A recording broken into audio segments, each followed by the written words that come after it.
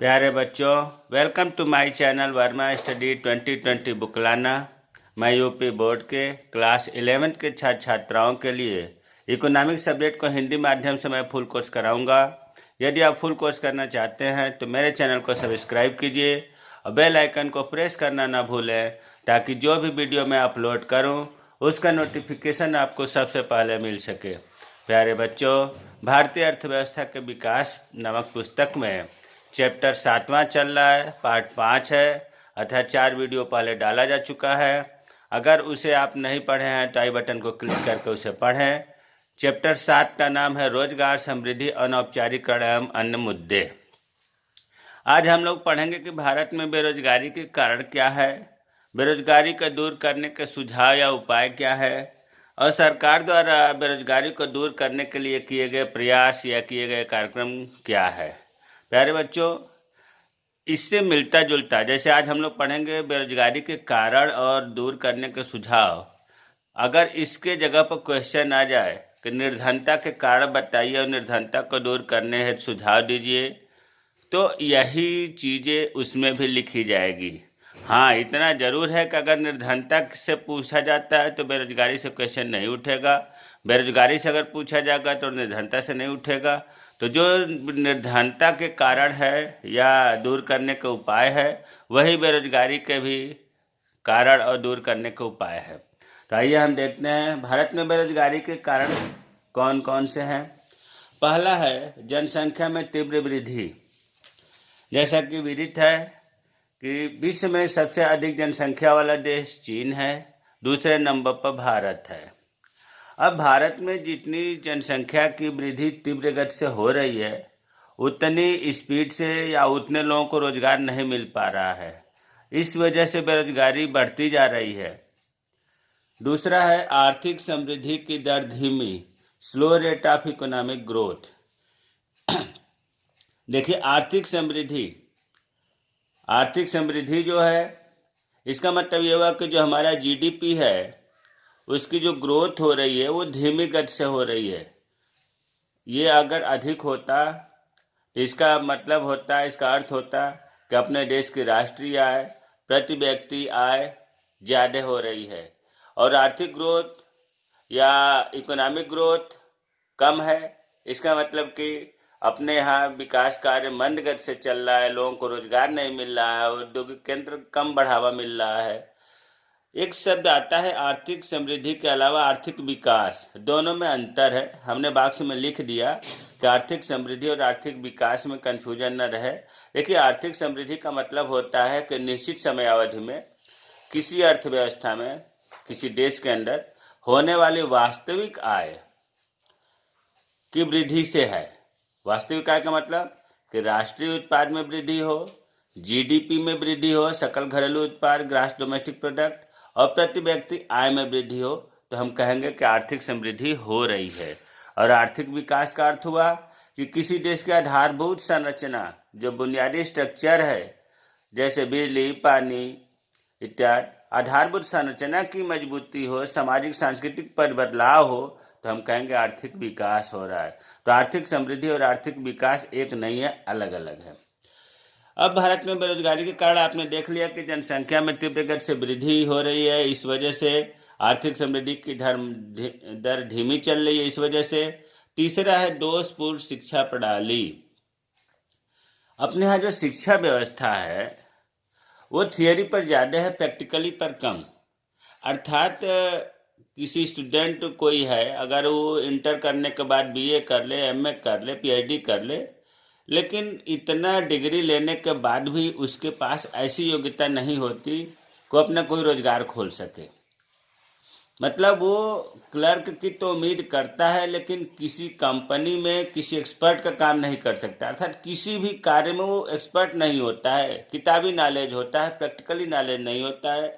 ये हमारी शिक्षा प्रणाली की दोषपूर्ण व्यवस्था है। व्यवसायिक शिक्षा पर बहुत कम जोर दिया जा रहा है।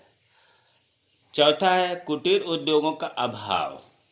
देखिए, जो उद्योग होते हैं मुख्य रूप से 3 भागों में, आकार के आधार पर उद्योगों का वर्गीकरण तो बहुत लंबा चौड़ा है। आकार के आधार पर उद्योग 3 प्रकार के होते हैं: कुटीर उद्योग, लघु उद्योग और बड़े उद्योग।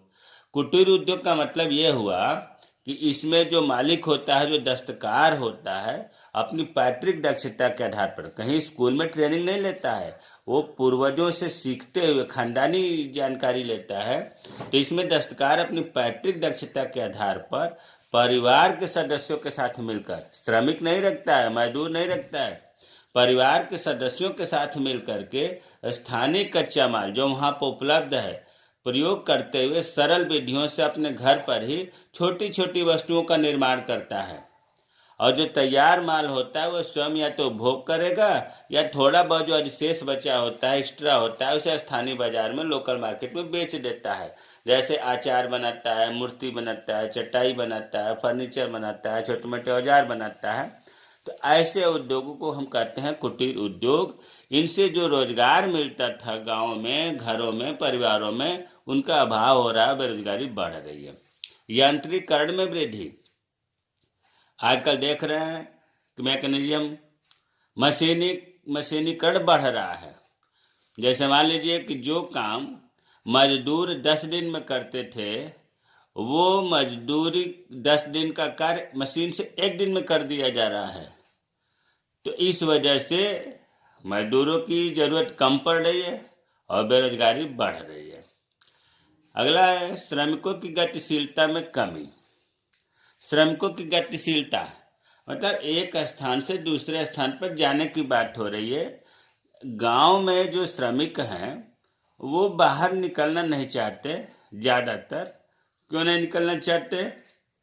पहली बात तो यह है कि शिक्षा का अभाव में रहता है, पढ़े लिखे नहीं रहते हैं, कोई काम भी ढंग से नहीं जानते हैं, परिवार का मोह माया ज़्यादा रहता है, अंधविश्वास रूढ़िवादिता ज़्यादा रहता है। इस वजह से श्रमिक बाहर रहना नहीं चाहते या बाहर नहीं जाते हैं, और जब बाहर नहीं जाते हैं तो बेरोजगार पड़े रहते हैं। प्राकृतिक संसाधनों का पूर्ण उपयोग न होना। अपने देश में ये बहुत ही अच्छी बात है कि प्राकृतिक संसाधनों का भरपूर भंडार है, लेकिन हम लोगों के पास उतने उपयोग करने की जानकारी नहीं है, या पूर्ण उपयोग संसाधनों की कमी से, टेक्निक की कमी से हो नहीं पाता है।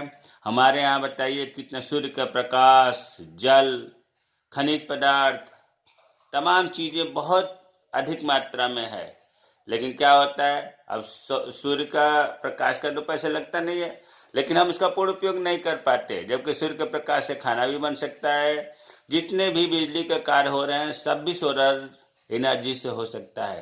तो कहने का मतलब कि प्राकृतिक संसाधन जितने भी हैं उनका हम पूर्ण उपयोग नहीं कर पा रहे हैं, जिससे बेरोजगारी बढ़ रही है। तकनीकी ज्ञान का अभाव। तकनीकी ज्ञान का अभाव, बीए कर लिया, एमए कर लिया, पीएचडी कर लिया, लेकिन टेक्निकल नॉलेज नहीं है। जब पीएचडी किया हुआ, एमए किया हुआ लड़का किसी कंपनी में जाता है इंटरव्यू देने, तो कंपनी का चेयरमैन ये पूछता है कि हाँ भाई बताओ हमारे कौन से काम आप कर लोगे, तो जवाब नहीं दे पाता है, क्योंकि उसे किसी भी कार्य की नॉलेज नहीं रहती है। किताबी नॉलेज होती है, प्रैक्टिकली नॉलेज नहीं होती है। इस वजह से बेरोजगारी बढ़ रही है। शरणार्थियों का आगमन। शरणार्थियों का आगमन, इसमें जो है बाहर से तमाम विदेशी जो थे यहाँ आकर के शरण ले लिए, भारत सरकार ने उनको शरण दे दी और यहाँ रह करके वो जनसंख्या वृद्धि करे और बेरोजगारी की मात्रा बढ़ा दिए।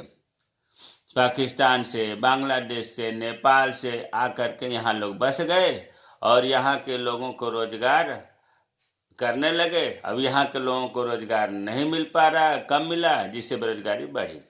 बचत तथा निवेश की न्यून दर। देखिए, बचत, निवेश को विनियोग दर भी कहते हैं।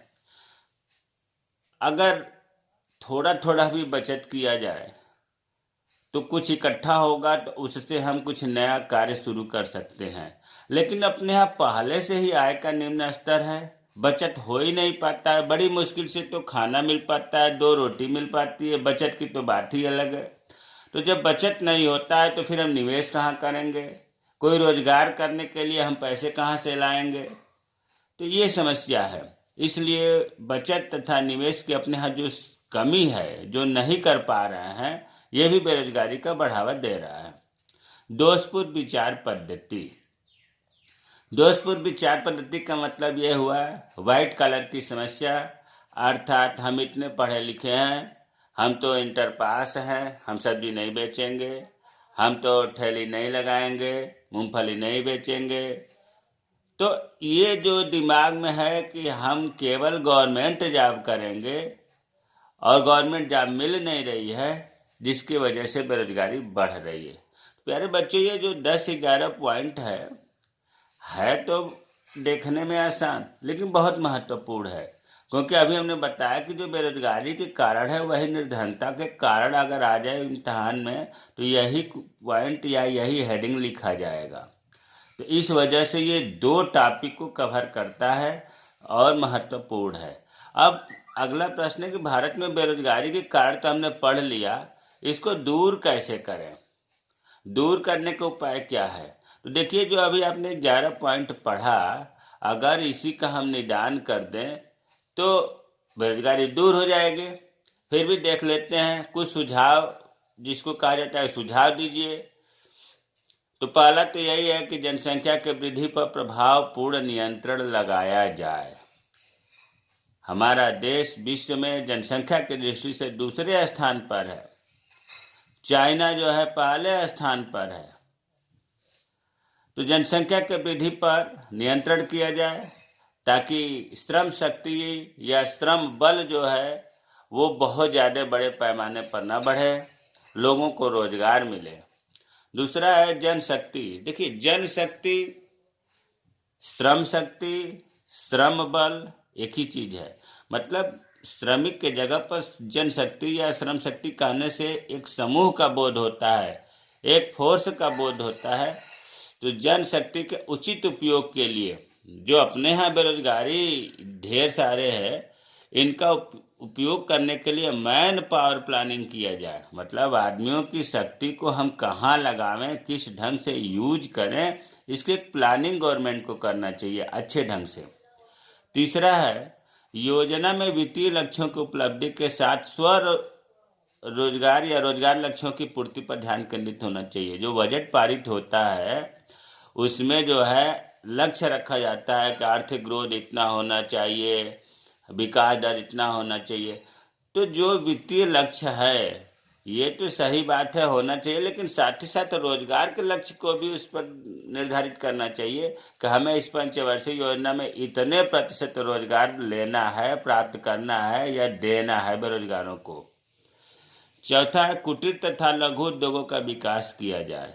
कुटीर उद्योग के बारे में अभी ऊपर हमने बताया था कि जब कोई दस्तकार अपने परिवार के सदस्यों के साथ मिल करके वहाँ स्थानीय कच्चे माल का उपयोग करके छोटे मोटे चीज़ बनाता है और उसे या तो श्रम उपभोग करता है या स्थानीय बाजार में बेचता है, उसे कुटीर उद्योग कहते हैं।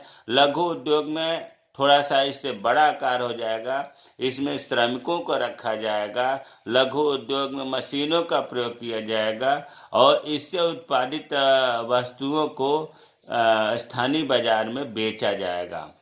तो कुटीर उद्योग, लघु उद्योगों का विकास किया जाए ताकि लोगों को रोजगार मिले। बचत तथा विनियोग दर में वृद्धि का हर संभव प्रयास किया जाए, क्योंकि अधिक पूंजी का विनियोग रोजगार के अधिक अवसर प्रदान करता है। जैसे ऊपर हमने बताया था कि जब हम बचत के लिए प्रोत्साहित करेंगे और बचत कर प्रोत्साहित जब कुछ पूंजी हो जाएगा तो विनियोग दर में जब वृद्धि हो जाएगा तो हम रोजगार के अवसर ढेर सारे मिलेंगे कि चलो इस कार्य को कर लिया जाए या इस कार्य को नहीं, इस दूसरा उससे भी बढ़िया कार्य उसे कर लिया जाए। लेकिन ये तभी संभव होगा जब पूंजी पास में होगी और ये तभी हो पाएगा जब बचत होगी। छठा है, शिक्षा प्रणाली तथा सामाजिक व्यवस्था में वांछित परिवर्तन किया जाए। जो दोषपूर्ण शिक्षा प्रणाली है इसको प्रैक्टिकली अर्थात इस कोर्स को करने के बाद उस स्टूडेंट को वो कार्य करने आना चाहिए, इस प्रकार की व्यवस्था होनी चाहिए।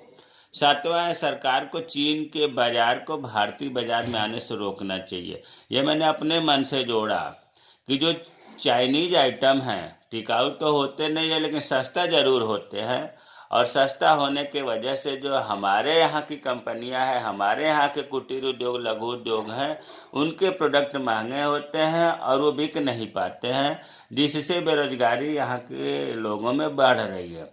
इसलिए सरकार को चीन के बाजार को पूर्ण रूप से प्रतिबंध कर देना चाहिए।